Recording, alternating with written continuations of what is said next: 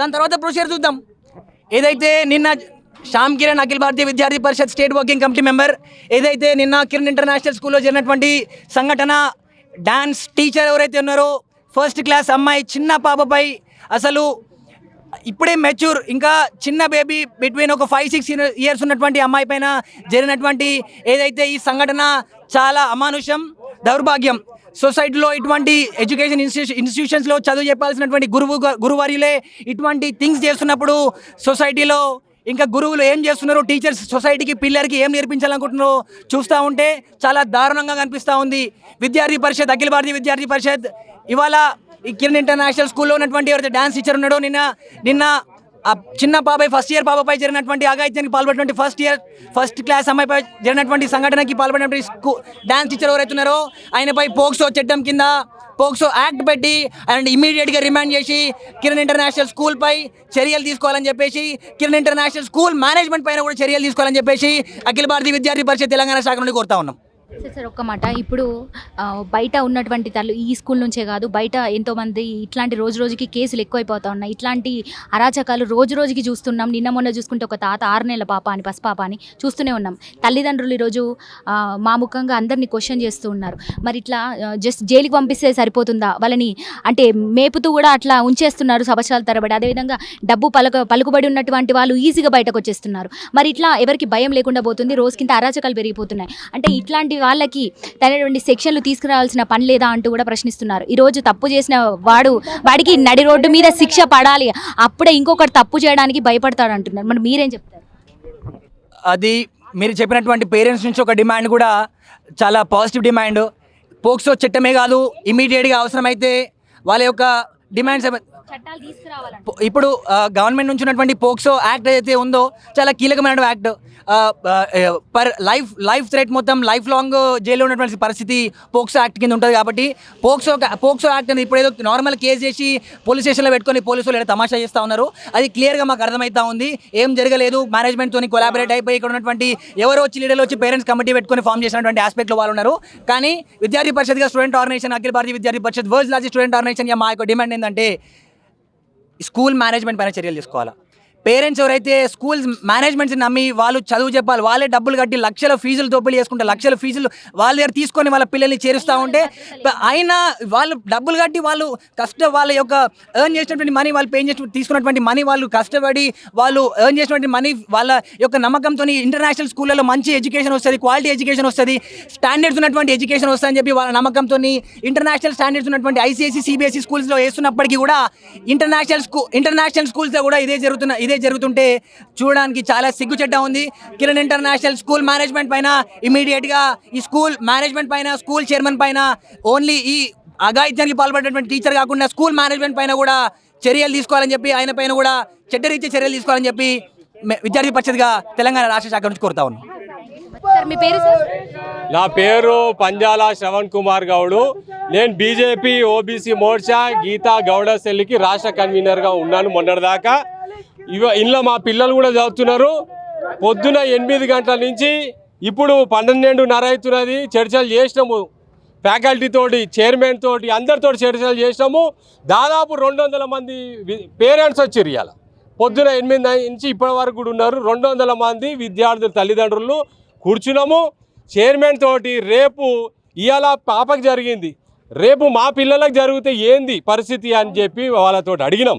ఆయన ఒకటే చెప్పిండు, వాడు చేసిన తప్పుకి ఇమ్మీడియట్లీ వాడిని స్కూళ్ళకి తీసేసినాము, పోలీస్ కేసు పెట్టినాము, పోలీసు వాళ్ళు వాళ్ళ పని వాళ్ళు చేస్తున్నారు, చట్టం పని చట్టం చేస్తున్నారు. మేమేమంటున్నామంటే నెక్స్ట్ ఫ్యూచర్లో మళ్ళీ ఈ ఇన్సిడెంట్ జరగొద్దు, ఏ ఆడబిడ్డకి ఇలాంటి ఇన్సిడెంట్ జరగొద్దు, దానికి మీరు ఏం చేస్తారు అని చెప్పి 200 మంది ఏదైతే పేరెంట్స్ వచ్చిరో వాళ్ళ నుంచి ఒక 9 పాయింట్లు మేము కలెక్ట్ చేసినాం.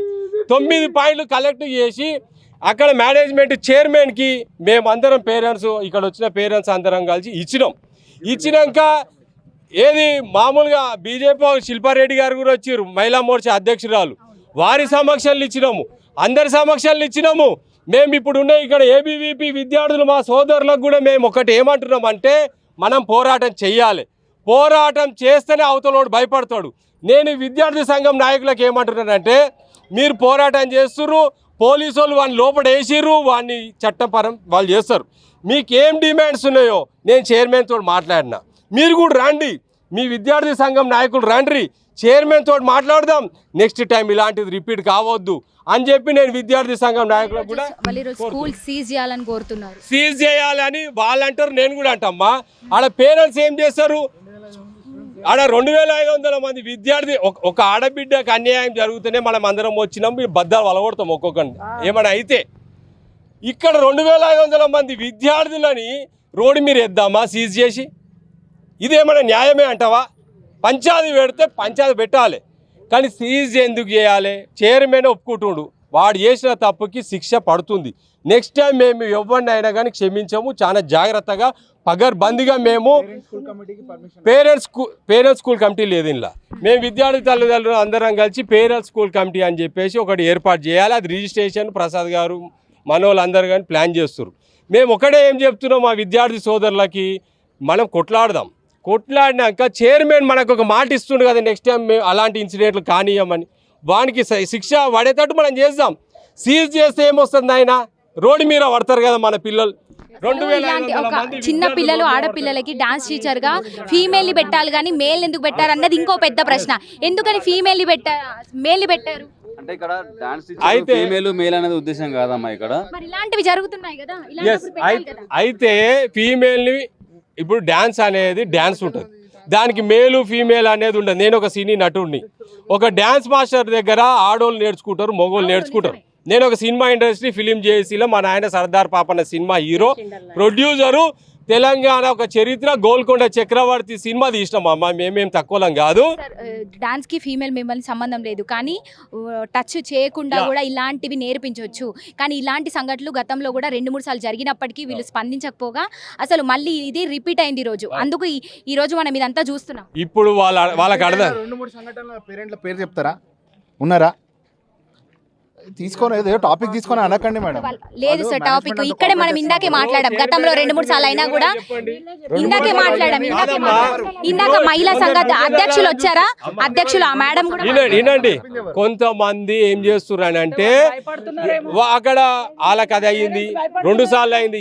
ఎవరికి 2 సార్లు అయిందో చూపిరి, ఎవరికి అన్యాయం జరిగిందో చెప్పండి, మేము కొట్లాడతాం. ఎవరికి అన్యాయం ఇప్పుడు పేరెంట్స్ అమ్మా, ఇక్కడ స్కూల్లో ఒక ఇన్సిడెంట్ జరిగితే పేరెంట్స్ రెవల్యూషన్ అయితే తిరగబడతారు, కానీ పేరెంట్స్ అందరూ సపోర్ట్ చేస్తారు ఫ్యాకల్టీకి. ఎందుకంటే ఏ స్కూల్ ఇట్లా జరగదు. పేరెంట్స్ ఏమంటారు తెలుసా, తప్పు జరిగింది, నెక్స్ట్ టైం కాకుండా మీరు చూడండి అని పొద్దున్న 8 గంటల నుంచి ఇప్పటి వరకు చర్చలు చేసినాం. వాళ్ళు మనకు మద్దతు ఇస్తున్నారు. నెక్స్ట్ టైం మేము బయటకు వచ్చి మాట్లాడడం లేదు. ఓరు పేరెంట్స్ అక్కడ ఆల్రెడీ వేరే పేరెంట్స్ ఉర్రు. ఇప్పుడు మహిళా సంఘం అధ్యక్షురాలు వచ్చారు, మహిళా సంఘం వాళ్ళు కూడా వచ్చారు. వాళ్ళు పాపము లోపలికి వచ్చారు. చైర్మన్ తోటి మాట్లాడిస్తామండి. చైర్మన్ దేవుడా? ప్రజలకు అన్యాయం జరిగితే ప్రజల పక్షాన కేసీఆర్ అనేటోడు కూడా ప్రజలకి లేకపోతే తీసి పక్క పడదెంగిరు ప్రజలు.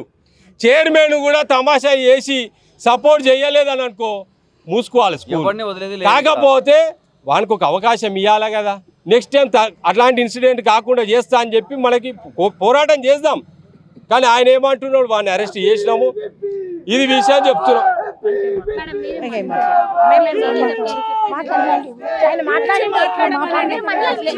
మేనేజ్మెంట్ వచ్చి మాట్లాడమనండి, మా దగ్గర వచ్చి మాట్లాడితే అయిపోతుంది. ఇప్పుడు మేము ఏమంటున్నాం అంటే మేనేజ్మెంట్ దగ్గరికి మేము వెళ్ళి ఇప్పుడు మాట్లాడొచ్చినాక మీకు చెప్తాం. మేము ఇంకొక ఆడపిల్లకి ఇట్లాంటి అన్యాయం జరగకుండా జరగండి. వేరే స్కూల్లో కూడా భయం అవుతుంది, పిల్లల్ని పంపించాలంటే భయం అవుతుంది. ఇట్లాంటి సంఘటన వాళ్ళు మాట్లాడారు, ఇలాంటి కార్పొరేట్ స్కూల్ అనే న్యాయం చేయకపోతే చిన్న స్కూల్ ఏం చేస్తారు?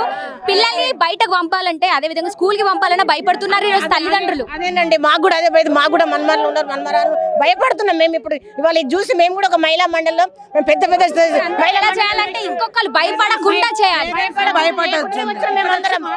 వచ్చినామంటే మేము కొట్లాడనికనే వచ్చినాము. మనం కూడా మనం మాట్లాడడానికి ఛాన్స్ ఉంటుంది కదా.